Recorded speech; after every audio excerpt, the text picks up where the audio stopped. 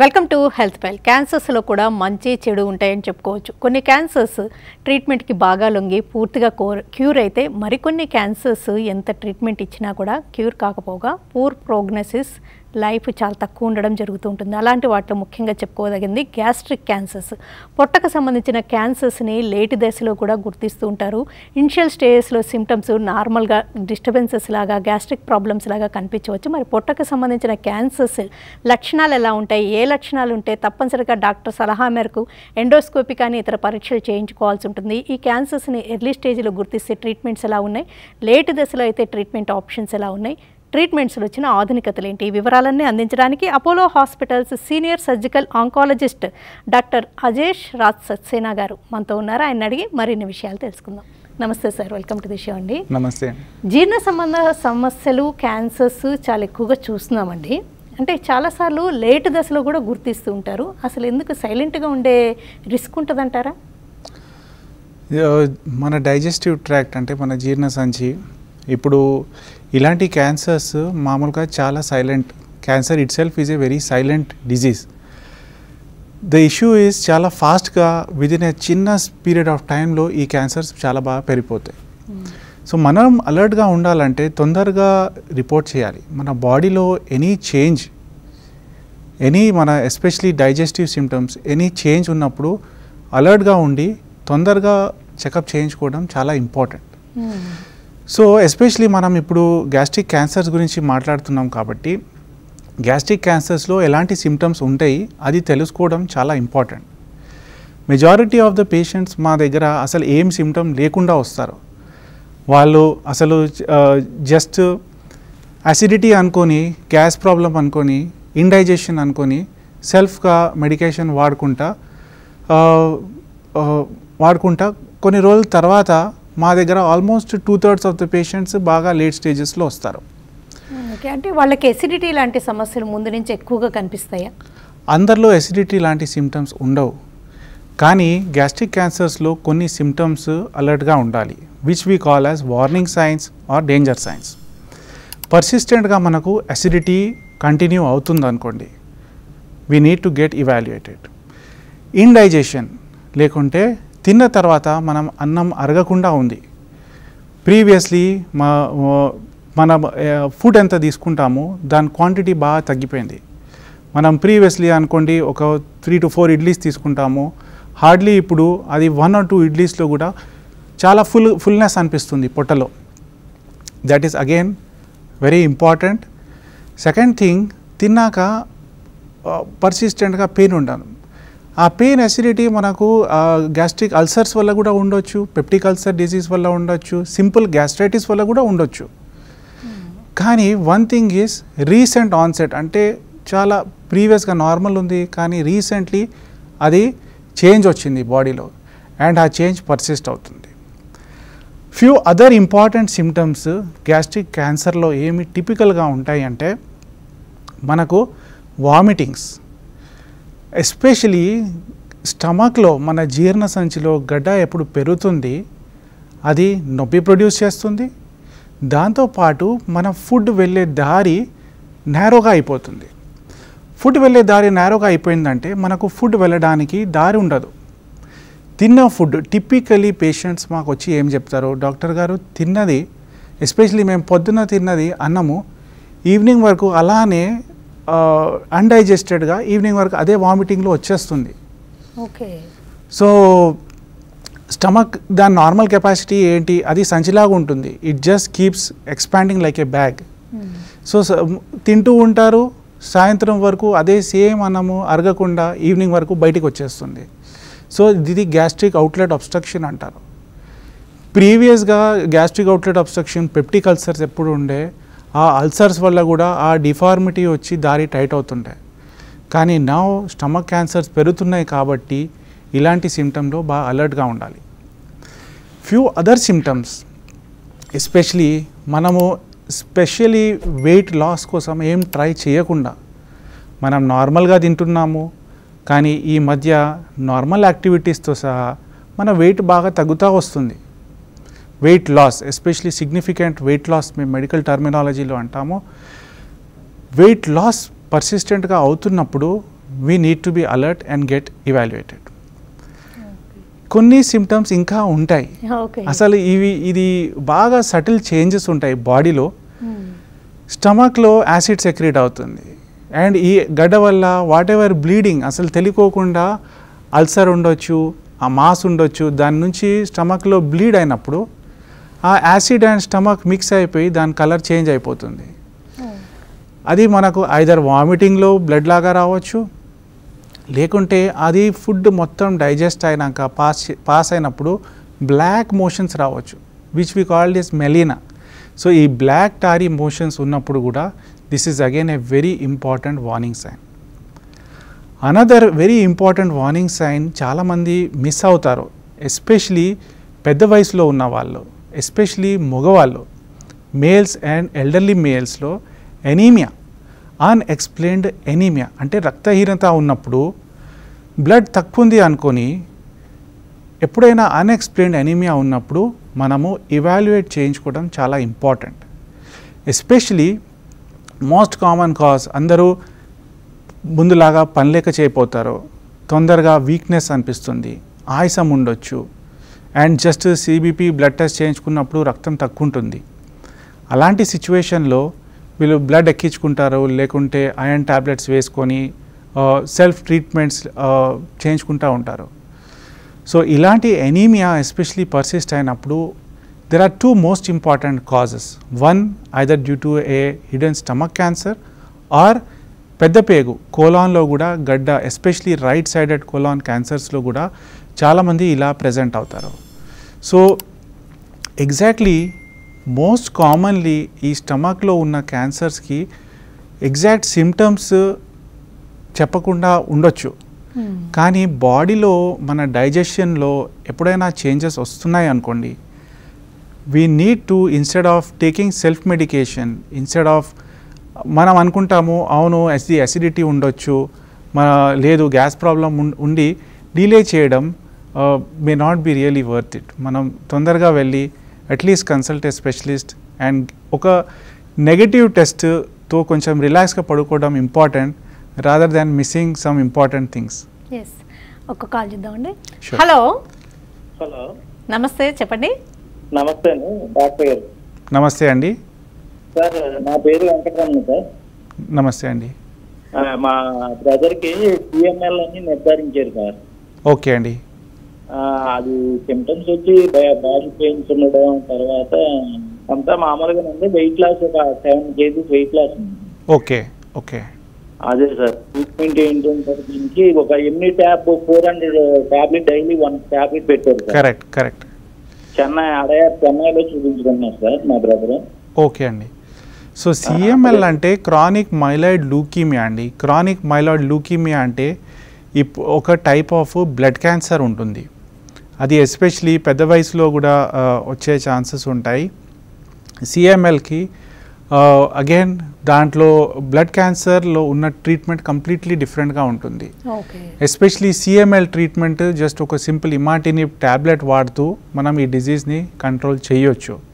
దీని treatment completely డిఫరెంట్గా ఉంటుంది, హెమటాలజిస్ట్ చూస్తారు. అయితే ఎప్పుడైనా అల్సర్స్ కూడా, స్టమక్ అల్సర్స్ అనేవి కూడా వింటుంటాం కదండి, ఆ అల్సర్స్ కూడా క్యాన్సర్స్గా మారే రిస్క్ ఉందంటారు? ఎస్, పెప్టిక్ అల్సర్స్ కూడా over a long period of time క్యాన్సర్స్లో చేంజ్ కావచ్చు. దాంతోపాటు స్టమక్లో ఉన్న ఎస్పెషలీ కొన్ని డిజీజెస్లో స్టమక్ క్యాన్సర్ ప్రీడిస్పోజిషన్ ఎక్కువగా ఉంటుంది. ఎస్పెషలీ పాలిప్స్, స్టమక్లో పాలిప్స్ ఉన్నప్పుడు అవి over a period of time పెరిగి క్యాన్సర్ ఫార్మేషన్ కావచ్చు. దాంతోపాటు కొన్ని కండిషన్స్ ఉన్నాయి, పర్నీషియస్ ఎనీమియా అంటారు, మినిట్రయస్ డిజీజ్ అని ఒక కండిషన్ ఉంది. వీళ్ళందరూ they are at a higher risk of developing stomach cancer. Apart from these ఇవన్నీ అంటే ఐసోలేటెడ్గా ఉండవు. ఇప్పుడు అల్సర్ ఉన్నప్పుడు దానికి కొంచెం బ్యాక్గ్రౌండ్ కూడా ఉంటుంది. మనకు అల్సర్స్ ఉన్నప్పుడు మన లైఫ్ స్టైల్ చూసుకుంటే మన అందరం స్పైసీ ఫుడ్ తినే అలవాటు ఉంటుంది, పికిల్డ్ ఫుడ్స్ తినే అలవాటు ఉంటుంది. దాంతోపాటు కొంతమంది ఐదర్ డ్రింక్ చేయొచ్చు, లేకుంటే సైమల్టేనియస్గా స్మోక్ కూడా చేయొచ్చు. సో ఈ స్టమక్ క్యాన్సర్స్లో ఇవన్నీ క్యూములేటివ్ ఎఫెక్ట్ మనకు indirectly it all contributes to cancer formation. So మనం ఐసోలేటెడ్గా చూసుకుంటే everything is a risk factor for developing stomach cancer. Spicy food చూసుకోండి, పికిల్డ్ ఫుడ్స్ చూసుకోండి, ఫుడ్స్ రిచ్ ఇన్ సాల్ట్ ఎక్కువగా ఉన్నప్పుడు కూడా స్టమక్ని బాగా ఇరిటేట్ చేస్తుంది. దాంతోపాటు charcoal grilled foods, charcoal foods, దాంతోపాటు drinking, smoking. Another important risk factor ఏంటంటే it is very common, very worldwide చాలా కామన్గా చూస్తాము. హెచ్ పైలోరీ అంటే హెలికోబ్యాక్టర్, ఒక బ్యాక్టీరియా, ఒక బ్యాక్టీరియల్ ఇన్ఫెక్షన్ మన స్టమక్లో చాలామందిలో ఆల్మోస్ట్ 80 to 90% ఆఫ్ ద పాపులేషన్లో హెచ్ పైలోరీ ఇన్ఫెక్షన్ ఉంటుంది. కానీ సర్టన్ పీపుల్లో ఆ బ్యాక్టీరియా బాగా విరులెంట్గా ఉంటుంది అండ్ వాళ్ళ బాడీ ఇమ్యూనిటీ, వాళ్ళ ససెప్టబిలిటీ కూడా తక్కువ ఉంటుంది. సో ఇలాంటి పీపుల్లో హెచ్ పైలోరీ చాలా అగ్రెసివ్గా ఉన్నప్పుడు రిపీటెడ్గా డ్యామేజ్ చేసి బాడీలో ఉన్న స్టమక్లో ఉన్న సెల్స్కి over a period of time inflammation చేస్తారు. సో ఆ ఇన్ఫ్లమేషన్ దాని సీక్వెన్స్ ఏంటంటే ఆ నార్మల్ ఉన్న సెల్ని మార్పు వచ్చి అవి మెటాప్లేషియా, డిస్ప్లేషియా అంటే నార్మల్ కాకుండా స్లోలీ క్యాన్సరస్ సెల్లో తయారవుతుంది. So they are all combined things. ఒక ఫ్యాక్టర్ కాకుండా కూడా each thing is a risk factor for developing stomach cancer. ఒక కాల్ చేద్దామండి. Hello hello madam. నమస్తే, చెప్పండి మేడం. సార్ గారితో మాట్లాడాలి. నమస్తే అండి. Sir good afternoon sir. Good afternoon. ఇది ఒక సజెషన్ కావాలి సార్ మీది. యా, యాక్చువల్గా రీసెంట్గా ఎండోస్కోపీ చేద్దాం, బయాప్సీ రిపోర్ట్ కూడా వచ్చింది. గ్యాస్ట్రో ఇంటెస్టైనల్ స్ట్రోమల్ ట్యూమర్ అన్నారు. Okay. Patient heart patient, 65 years old. Okay. సర్జరీకి వెళ్ళొచ్చా సార్ మేము? సో చూడండి, గ్యాస్ట్రో ఇంటెస్టైనల్ స్ట్రోమల్ ట్యూమర్ అంటే స్టమక్ నుంచి వస్తున్న ఒక స్పెషల్ సెల్స్ ఉంటాయి, మన మసిల్ లేయర్ నుంచి వస్తున్న సెల్స్కి దాని నుంచి వస్తున్న ట్యూమర్స్ని జిస్ట్ ట్యూమర్స్ అంటారు. నార్మల్గా చూస్తే జిస్ట్ లాంటి క్యాన్సర్స్కి సర్జరీ అండ్ ఒక tablet, these are the mainstay of treatment. అంటే ఎఫెక్ట్ అయిన స్టమక్ పార్ట్ని తీసేసి దాని తర్వాత ఒక ట్యాబ్లెట్ అబౌట్ 3 years వరకు వాడుకుంటూ ఉండాలి. Coming to your question which is specific to your father, ఇలా చూసినప్పుడు 2-3 things we need to consider sir. Since he is 65, heart problem ఎంత సివియర్గా ఉంది అండ్ సెకండ్ థింగ్ ఆ లోపల ఉన్న జిస్ట్ ట్యూమర్ కూడా ఎంతవరకు ఎక్స్టెండ్ అవుతుంది, ఎంత కాంప్లికేటెడ్ ఆర్ సర్జరీ అవసరం ఉంటుంది, ఇవన్నీ కాంబినేషన్ ఆఫ్ ఫ్యాక్టర్స్ చూశాక will be able to decide whether how fit or how risky ఆయనకు సర్జరీ ఉండొచ్చు. సో ఇలాంటి డిసిషన్ మేకింగ్లో మనం సర్జరీకి వెళ్ళొచ్చా లేదా, ఇలాంటి డిసిషన్ మనము ఒక హార్ట్ డాక్టర్ని కూడా కన్సల్ట్ అయ్యి హార్ట్ ఎంత వీక్ ఉంది, లేకుంటే ఎంతవరకు తట్టుకోవచ్చు, లేకుంటే అవసరమైన కొన్ని స్ట్రెస్ టెస్ట్ చేశాక కూడా హార్ట్ కండిషన్ చూసి మనము రిస్క్ బెనిఫిట్ రెండు ఇవాల్యుయేట్ చేసి డిసిషన్ తీసుకోవాల్సి వస్తుంది. మీరు చెప్పిన సిమ్టమ్స్ అంటే సింపుల్ ఎసిడిటీ దగ్గర నుంచి మలం, మోషన్ బ్లాకిష్గా రావడం దగ్గర వరకు ఈ సిమ్టమ్స్ అన్నీ, మధ్యలో ఉన్న సిమ్టమ్స్ అన్నీ అందరికీ చాలా సందర్భాల్లో కనిపించేవండి normal day to day life.